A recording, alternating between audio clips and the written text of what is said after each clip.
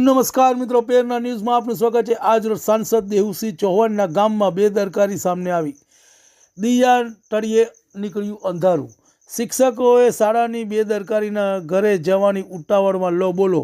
વિદ્યાર્થીઓને અભ્યાસ કરતી રહી અને શાળાના વાગ્યા તાળા।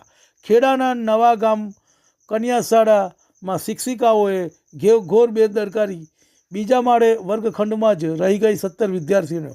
ધોરણ 7માં અભ્યાસ કરતી વિદ્યાર્થીઓ શાળામાં કેદ થઈ ગઈ।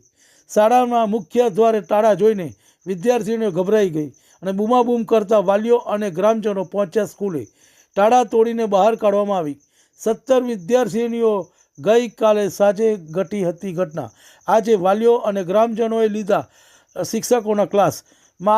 માફીપત્ર લખાવી મામલો શાંત પાડવામાં આવ્યો। શિક્ષિકાઓએ પ્રયાસ। ખેડા જિલ્લાના શિક્ષક વિભાગમાં દ્વારા શરૂ કરાઈ તપાસ। કસૂરવાર શાળાના શિક્ષકો સામે કડક પગલાં ભરી માંગણી કરી। રિપોર્ટ રવિ સાધુ લિંબાસી। તમને અમારા સમાચાર પસંદ આવ્યા હોય તો લાઇક, શેર, બેલ આઇકોન અને સબસ્ક્રાઇબ કરો। હું તમને દાખલો પ્રેક્ટિસ કરાવ્યો છું, ફરીથી તમને યાદ આવી જાય તો ફરીથી તમારે આ રીતે દાખલો ગણવાનો છે। ચાલો આપણે સરવાળો બાદબાકીનો દાખલો કરવાનો છે, બરાબર?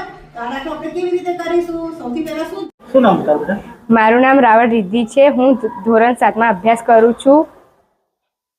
પરમ દિવસ શું ઘટના બની હતી શાળામાં? પરમ દિવસ અમે સ્કૂલમાં દાખલા ગણતા હતા। આ છોકરી અમને દાખલા ગણાવતી હતી અને અમે અંદર દાખલા ગણતા હતા। ઠંડક હતી, તે રૂમ બંધ હતો ને, તો એક છોકરીને ઉપર બેને જોવા મોકલી, પણ રૂમ આડો જોઈને છોકરી નીચે જઈ। પછી એ દિવસ રાષ્ટ્રગીતે નહોતું ગવડાવ્યું। ટાઈમે હરખો હતો ને, એટલા માટે અમને ખબર ના પડી કે છૂટવાનો ટાઈમ થઈ ગયો છે। પછી અમે નીચે ગયા, પછી અમને તારું જોયું બંધ, પછી અમને ખબર પડી કે બધા સ્કૂલમાંથી જતા રહ્યા છે।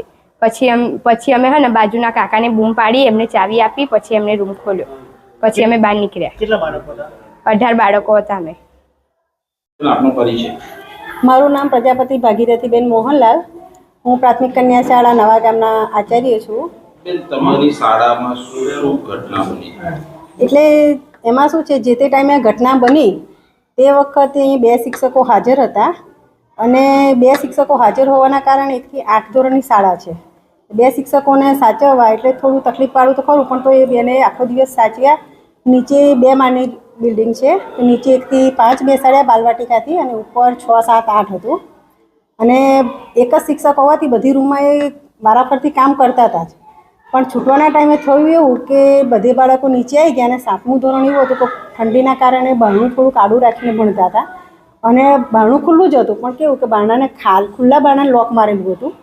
એના કારણે બારણું આડું હતું એટલે વિદ્યાર્થીઓને જ્યારે જોવા ગયા ને તો એવું લાગ્યું કે આ વિદ્યાર્થી ઘરે જતા રહ્યા છે, પણ હકીકતમાં એ વિદ્યાર્થીઓને લેસન આપેલું હતું। એટલે વાંચન લેખન ગણનનું એ વિદ્યાર્થીઓને જે લેસન આપ્યું હતું ને, તો એક વિદ્યાર્થી બધા વિદ્યાર્થીઓને કામ કરાવતા હતા, એટલે એમને ધ્યાન ના રહ્યું કે આખી સ્કૂલ છૂટી ગઈ છે।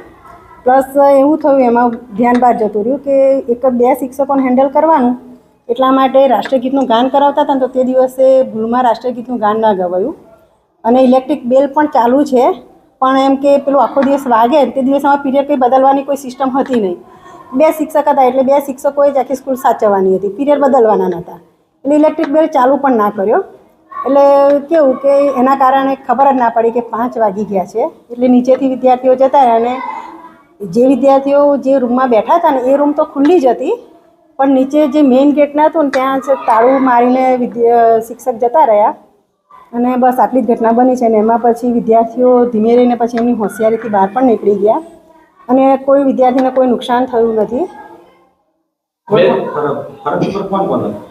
ફરજ ઉપર 2 શિક્ષકો, આસિસ્ટન્ટ શિક્ષકો 2 હાજર હતા। મુખ્ય શિક્ષક અને ઇન્ચાર્જ શિક્ષક અમે બંને ઓડિટ હતું, ચાર્જ લીધા પછીનું પહેલું ઓડિટ હતું, એટલે અમે બંને સાથે ગયા હતા અને 2 શિક્ષકો જે હાજર હતા એમનાથી આવું થઈ ગયું છે। બેન, લાગે છે કે 2 જવાબદારી, શું તમને લાગે છે કે 2 જવાબદારી કહી શકાય?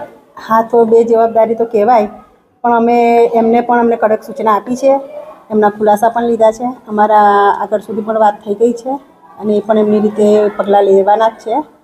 તમારા દ્વારા કોઈ નોટિસ આપવામાં આવી છે?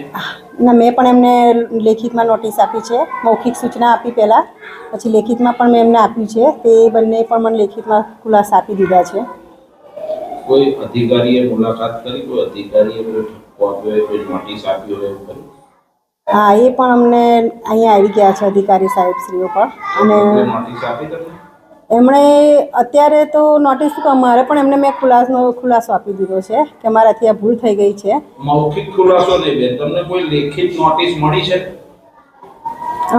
લેખિત નોટિસ તો અત્યારે શું અમારા નાયકામાં ચાલે છે આવી રીતે, એટલે અત્યારે લેખિત સૂચના નથી મળી, પણ મેં મૌખિક મળી ગઈ છે.